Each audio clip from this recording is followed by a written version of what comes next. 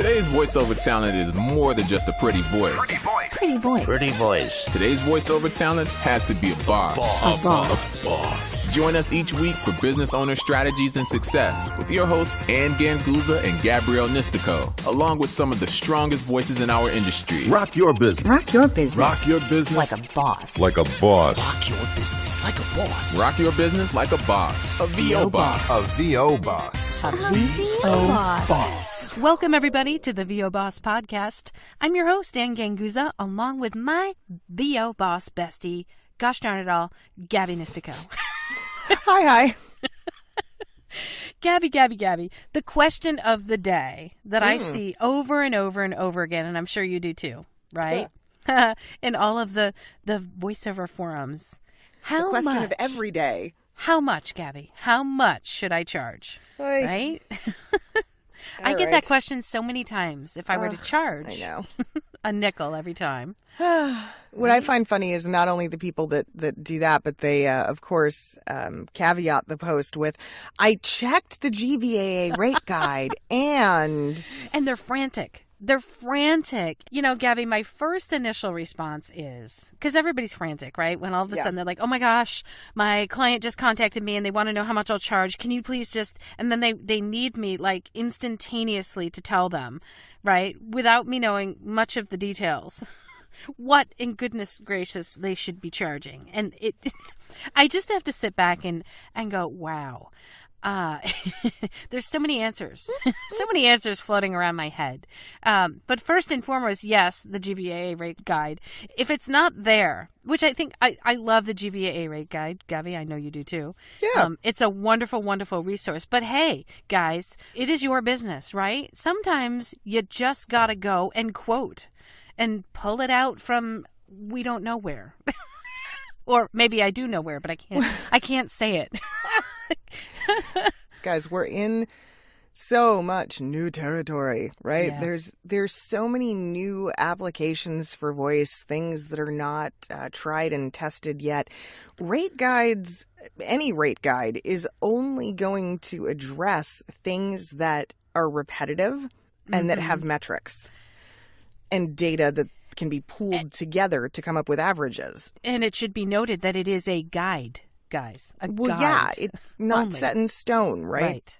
There's something to be said for you as the individual, the actor, the service provider. You have to have a general sense or understanding of what your time is worth, a metric to use to be able to determine the length of time that will be needed for this particular job, and then something to compare it with for usage category, even if it's, again, something that's somewhat new or maybe something you haven't done before.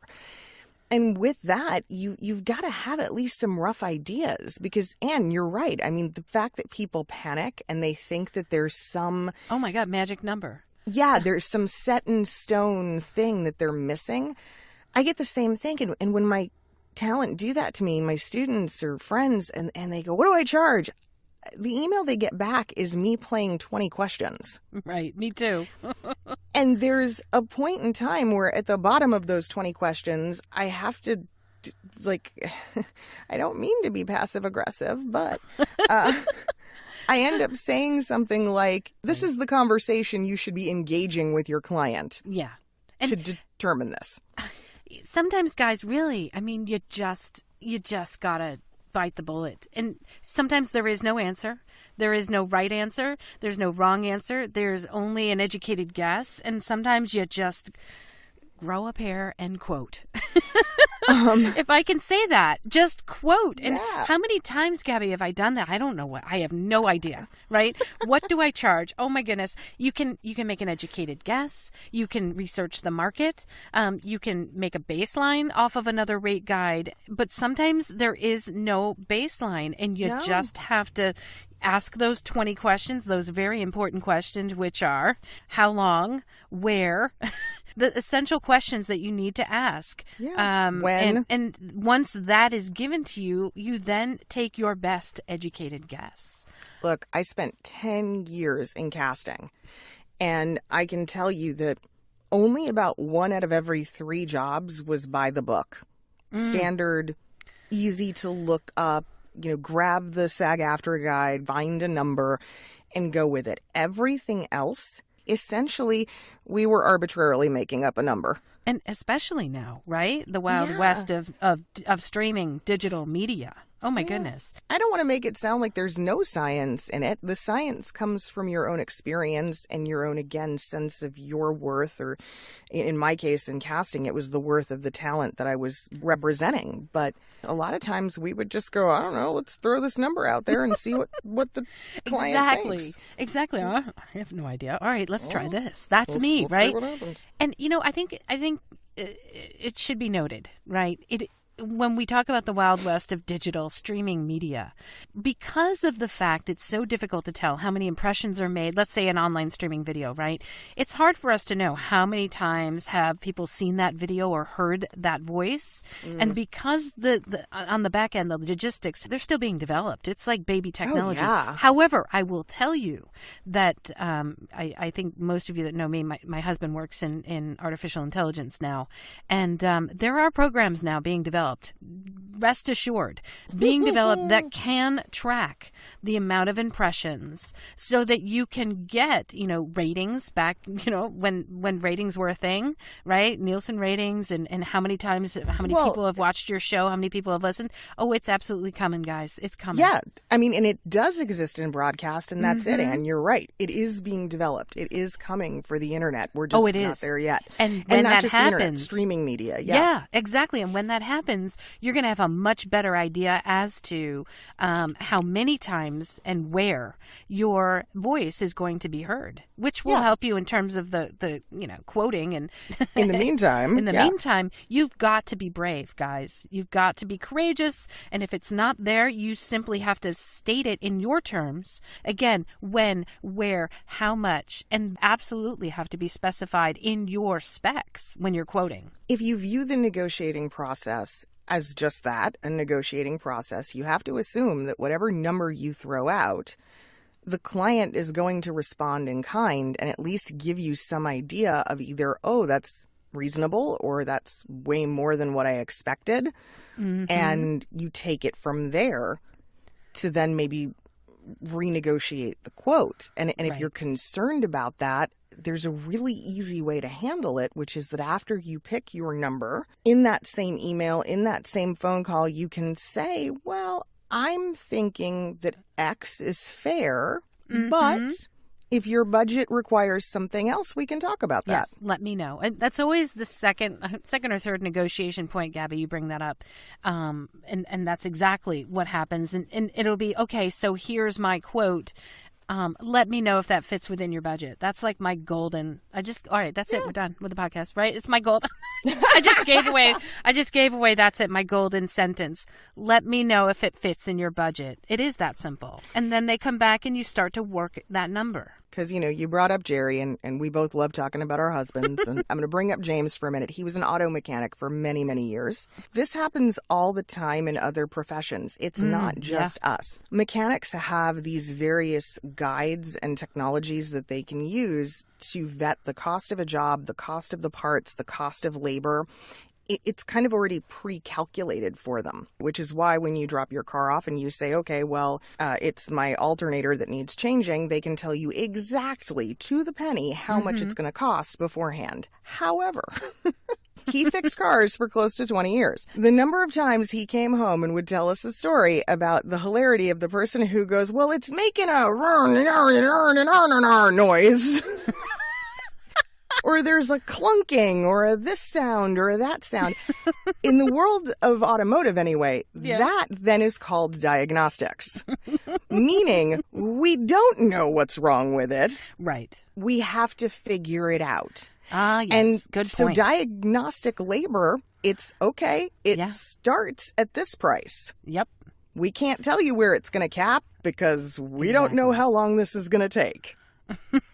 So why are we any different in a sense? Like, it's very true. As long as you have a script in hand, you can reasonably estimate the length of time. Yes, absolutely. So as long as you know that. And then you just need to define the other terms. that are super important. One of the most important things now is maybe length. That in perpetuity is like that evil phrase that people say. So no matter what it is, whether it broadcast, non-broadcast, whatever it is, I give it a length. Yeah. And so these are the terms, and this is the cost for 1 year. Right? Right. And then what happens after a year? Well, you renegotiate the contract. And then the next question is, Gabby, well, how do I know that they aren't using it past a year? And how do I check? Well, gosh, guys, there's that answer we're looking for. Again, sometimes you just don't know. And sometimes there's ways to check. And sometimes you just, it's kind of like, well, how many hours will it take to diagnose what's wrong with my car? Right? It's an estimate. But you don't always know the answer. But sometimes you just have to, in good faith, hopefully, these people aren't going to run the ad for longer than you've specified. But you know what? There's going to be better ways to track things, and there's ways that you can track as well. You've got to get the numbers out there. You've got to give your client a quote. But I think the more detailed you can be in that quote, where, when, how, how long, is the better off you are. We talk about the in perpetuity thing an awful lot because it's bothersome. And we don't like it, that's for sure. In perpetuity is just, that's not boss language. That's not boss at all. And so that's kind of, I think, why Ann and I both are so against it. Yeah. But I want to kind of maybe, throw out a slightly different way to look at it, too. When you go to Best Buy, I don't know, and you buy the extended warranty for a product, you're given terms, right? You're 1 year's, 2, 3, maybe 5. There's no such thing as a warranty in perpetuity. There's no, very rarely is it like a lifetime blanket cut. You can't take your iPhone from 2004 and it broke. I need help. You guys are going to fix it, right? That's not how that works. And I have no problem making that comparison to a client. It's kind of in that same vein, that usage, there has to be a cap. And I think, Gabby, where I specialize in a lot of e-learning and narration, where it was never even discussed before in perpetuity, it was always like non-broadcast, internal use. Buyout, and that was always, it's always a buyout, right? And so here's the deal. Lately, I've not come to think that way, right? Because now with the internet, with the advent of the internet and things being able to be forward-facing, right? Public, to people on the internet, I absolutely still, it's just in my quote, right? In my quote, and all prices are good for blah, not for use for internal only, not for web use. That's the other stipulation, would be not for public web forward-facing use. That's another statement that I would put in my quote. Smart. Yeah.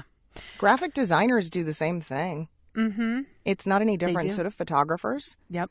You can go to Google right now and you can search for images that are usable without licensure. And that's great. And then you can also search for ones that are usable with restricted conditions, with absolutely modified conditions. I mean, so again, it's kind of that, why should our industry be terribly different? Right. Yeah. Your approach should be somewhat similar. It's that valuing your work and what went into it. Well, and I think too, Gabby, it's people who are fearful that when they put that number out there, the other party's going to be like, no way. What are you, insane? Or that sort of a response. The more research you can do, the better. I would say, please don't put a number out there that's not realistic. There's got to be something that's similar. A lot of times, it'll be narration based. And so I'll base it off of narration numbers. It might be narration that needs to be changed every month or something like that. But I'll have a base somewhere, if I don't find it on the rate guide, but somewhere close to it.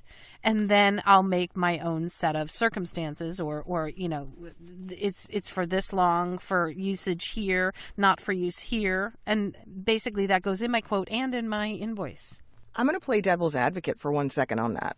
When I was in casting, there were times where I would have a rough idea of what the average cost of something might be based on past circumstances. And then sometimes I would call a particular voice actor and their quote or their requirement for the job would be way, way, way high. And I would go, oh man, this client's never going to go for this. They're like, it's just not going to happen. And then, you know what? It did. It only took a couple of times for me to see people take the bait, so to speak, on a very high dollar job before I realized, There's a perception there. Yeah, it really is all relative. Some clients are willing to pay more. Yep. And there's an irony to that tipping point, meaning some clients are always going to be willing to pay more and pay top dollar. And then there are some clients that no matter what you do, what you say, what you offer, are always going to want rock bottom prices. Always. Yeah. So you don't really know until you grow a pair and start using it. Yeah, and start kind of playing with it. Yeah, exactly. It only takes that one time for you to go, yeah, you know what, based on recent work, you know, I'd say this looks like about $2,000 or $3,000, and you're thinking there's no way they're going to run. And they go, yeah, that sounds great. Exactly. And that, if you remember when we talked about negotiation not so long ago, it really is start high because if you start with the lowest number, there's nowhere to go. And so if you start, I mean, maybe not way high, but you know, if you start in a realm that's reasonable, again, what you're worth. Right. Add to that. And don't be surprised. A lot of times I'm pleasantly surprised when people take you up on your offer. And also, you know, Gabby, there's that perception that, you know, I just want this to be taken care of. And people see the cheaper price and they don't go for it. There's a lot of people that actually react that way. I know when I'm shopping for products, you know, if I want quality products, I'm like, you know, that number looks way too low to me. I don't know. It's odd. The other day, I had a job quoted, and you're familiar with the job quoted, and it was a little on the low side. And it made me worried that maybe that job was not going to be as quality as I needed it to be, or they were going to come back and then nickel and dime me for the rest of, you know, the money that I thought that I should be paying. And guess what? I didn't take them up on that offer because they were underpriced. Sometimes you just have to throw a number out there. Yeah. And it's okay. Yeah, please remember that in the end, the answer to what should I charge is really what do you need to make? Well, yeah, and it's your business too. Yeah. Remember that it's your negotiation. You're the one in control. So go ahead. It's not like, oh, what does everybody else charge? It's no, this is your business. What do you want to charge for this service or for this product? Boom. So. Exactly. Keep in mind, we don't have tangibility, right? We're not, what we do is not sold by the pound, the gram, the ounce, the, you know, whatever measurement exists in the worlds of consumer goods. So, service is a completely subjective process. Use that to your advantage. I could talk about that all day. Anyway. Okay.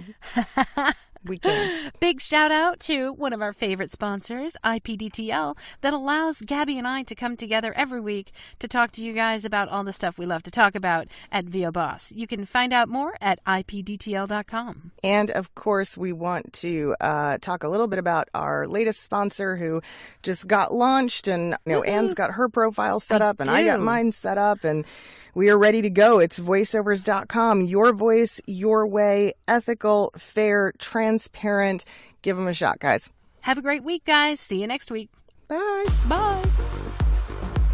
Join us next week for another edition of VOBoss with your hosts, Ann Ganguzza and Gabby Nistico. All rights reserved. Ann Ganguzza voice talent in association with 3 Moon Media. Redistribution with permission. Coast-to-coast connectivity via IPDTL.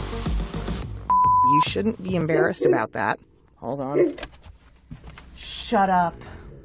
No. No. Stop sassing me. Noah. Noah. Who's eating? I have a candy because my throat is dry. Oh. One of my clients just sent me a 5-pound tin of chocolate chip cookies. It's so bad.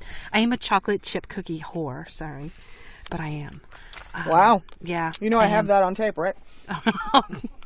It might be an outtake. I mean, I might just edit out chocolate chip cookie, and then we'll just go with whatever we have left. So.